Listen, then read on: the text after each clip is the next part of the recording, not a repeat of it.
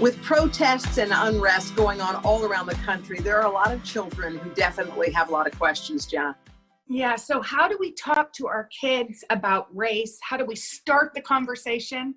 That's what we're going to talk about today. We have two gentlemen who are going to help us start this conversation, Jason Reynolds and Brendan Kiely. They're the authors of the New York Times bestselling book.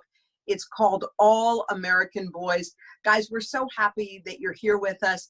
And Jason, let me just start with you, because I think a lot of people, parents, are kind of shielding their kids. You know, they want to protect their kids. I want my kid to have a childhood. I don't want them to feel all these grown-up feelings. What do you say to that? I'd say that we have to make decisions about whether or not it is more important to protect or to prepare. And I think there are ways for us to do both of those things. Young people today are living with technology. They have cell phones, they have the internet. And so what's worse than sort of scaring them, this idea of like, I don't want to tell them because I don't want them to be afraid, is them seeing it and then no one talking to them about it. And then they're even more afraid. So I think it's necessary and imperative that we help them process what's happening, teach them about what's going on, and so that they better understand and have the language for it as they get older. So let's talk about starting a conversation, Brendan. There's you have a baby, a 1-year-old, and you said that I heard that you said that you can tell that he even models your behavior, that our kids are getting social cues from us starting as soon as they're born. So talk to us about what age we should sit down and talk to our kids, and what should we say? What are some good conversation starters? No, I appreciate that. And as we have this conversation, I'm consistently thinking about my just turned 1-year-old child. And I remember so clearly the earliest moments of his life, him leaning towards me, reaching out of that little incubator crib and reaching towards me. And our children are reaching toward us all the time to understand the world. And they're learning how they can understand the world by witnessing our actions and what we say and how we behave and how we choose to love or not express our love enough for the people in our community. And I think it's incumbent upon us to begin to model the right kind of, Nelson Mandela says that people need to be taught how to hate, and just as much they can be taught how to love. I think I would say, for people like me, especially white parents like me, I think we need to do a much better job on the end of teaching and modeling that love from the very first moments before they're, when they're pre-verbal. And once we can begin to talk, I think it's incumbent upon us to have the courage to be as honest as possible as parents. And in order for us to be honest, again, especially for white parents like me, when talking about race and racism, I think we have to do a better job being informed than we have been. Well, Jason, you just published a really beautiful, important book that I am lucky enough to be reading. It's for young adults, but I actually told my husband when I'm done, I'm passing it straight to him. It's good for adults too. It's called Stamped, and we'll put it on our website so everybody can get a copy. But I wanted, there it is. Jason, I believe that literature has the power to open our minds, but it's interesting. You said that literature is not enough, that books aren't enough, that they have to also be accompanied with a conversation. Do you think they're good at least starting the conversation? I do. I think books are definitely places to start the discussion. I think they're wonderful springboards into the conversation. What books do is they serve as incubated spaces, right? They serve as insulated spaces even, where you can step into this space, and between these two covers, right, between the casing of the book, you can sort of explore the things that embarrass you. You can explore the things that may cause you to feel a bit of shame and guilt. You can explore the things that you did not know, the things that excite you, the things that make you curious, all within this safe space. But if that's where it ends, then a safe space doesn't actually create a safer world, right? And so what has to happen is whatever you experience in this safe space, we have to figure out how to engage in the real world, whether it's first in conversation and then hopefully through action. And if that doesn't happen, then it doesn't matter how many books I write or Brendan writes or Dr. Kendi writes or Ta-Nehisi Coates writes. It doesn't matter. None of it matters if we can't figure out how to get it to action. Yeah, and Brendan, it's one conversation and then another conversation and another one. This doesn't end after, well, I had the talk. Okay, everybody, peace out. Right. Right. No, exactly. If we want to live in a country where justice is a priority, then it isn't just a lesson that we learn, digest, and put away back on the shelf.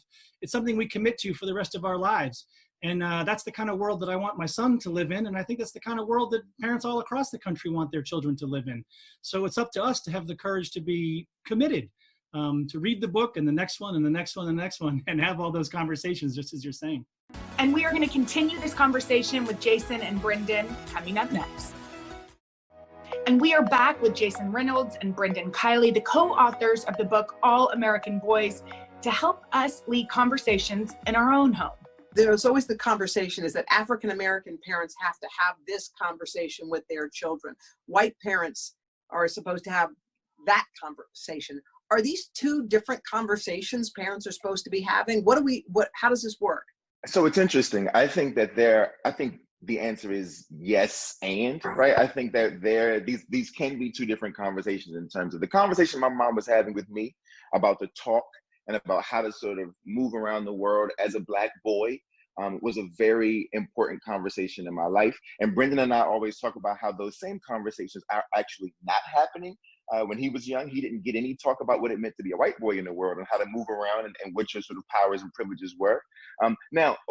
But for an all-encompassing sort of way to speak about it, I also think it is important that Black and white and every other culture sit in the same room and we have this discussion, because I think it's a holistic issue. It's a thing that affects all of us. And I think it would do some good for white people to see and to hear what Black people feel and how they feel and what they've been through and how they experience the world. And for us to also see on the flip side what's happening in white America and in white communities, and to witness them being told some of the things that we already know are true could help to build a certain kind of trust. I think the reason that we're all broken is because there's no intimacy in our communities. And the reason there's no intimacy is because we aren't certain that these important conversations are happening at all. And Brendan and I have been to schools all over this country. We've talked to kids, hundreds of thousands of kids of all different races. And we've had this one conversation with them. And 9 times out of 10, they all are ready and prepared to handle it and talk it out. Mm-hmm. Yeah. So we all know that this conversation starts here in our homes, at our kitchen tables. And so if I want to make a difference in my own family and in the larger community, Jason and Brendan, what are 3 small things or big things that we can do to make change? First and foremost, to not underestimate what it means to be informed. It's dangerous for us to just act without having first done the job of being informed. And particularly as someone who's a white parent like myself, I think that means that I have to do my due diligence, collecting as much information as possible from the wisdom of people of color across this country who have been talking about this for decades and decades and decades. And after I've been informed, I seek more opportunities to listen in person, and then I can act and do something. And that, I think, takes the form of having the courage to talk to my family around me as often as possible, say as often as I want to talk about sports and the weather, and begin to talk about racial justice as a daily activity, not just as some news item in response. All I'll add is anyone who's been following me over the years and anyone who's sort of been around me knows that I only live by 3 principles. I write with these 3 principles. I engage with my friends with these 3 principles. And it's humility, intimacy, and gratitude. If you want to know how to connect and how to have these conversations, lead with humility, intimacy, and gratitude. What does it look like? Well, humility first. I think adults, we get mad at young people and we call them entitled, though I don't know a group of people more entitled than adults. We believe that we should get respect simply because we are older, but not because we have to earn it. And so if we approach our children with a certain kind of humility, if we're as Brendan said, if we're unafraid to tell them what we do not know, and allow them to teach us some things, because they do know certain things that we do not know, then you can build a certain kind of trust through that humility, and that trust leads to a certain kind of intimacy. And through intimacy, what has to happen is you got to give a little more of yourself. You can't expect for a child to give you without you giving anything to the child, right? And so you got to give a little bit, tell your own personal stories, where you've made mistakes, where you've done something right, where you've done something complicated, right? I think we have to be able to do that. And then at the back end of it all, we have to make sure that we're expressing a kind of gratitude to our children. Young people need to be thanked for being alive. They need to be thanked for caring about things that we don't care as much about as we should because life stuff gets in the way. They should be thanked. They should be taught to thank the people who are not like them. Yes. For creating such a beautiful patchwork of a world, right? Like these are things that I think can get us to that next level: humility, intimacy, and gratitude. Well, can I just express my utmost gratitude to both of you today for sharing this knowledge and for making our world a better place. So thank you guys so much. And for Jason and Brendan's recommendations for books on race, head to hodaandjenna.com. And if you guys want to pick up their book, All American Boys, and the new book out, Stamped, you can go to today.com/shop.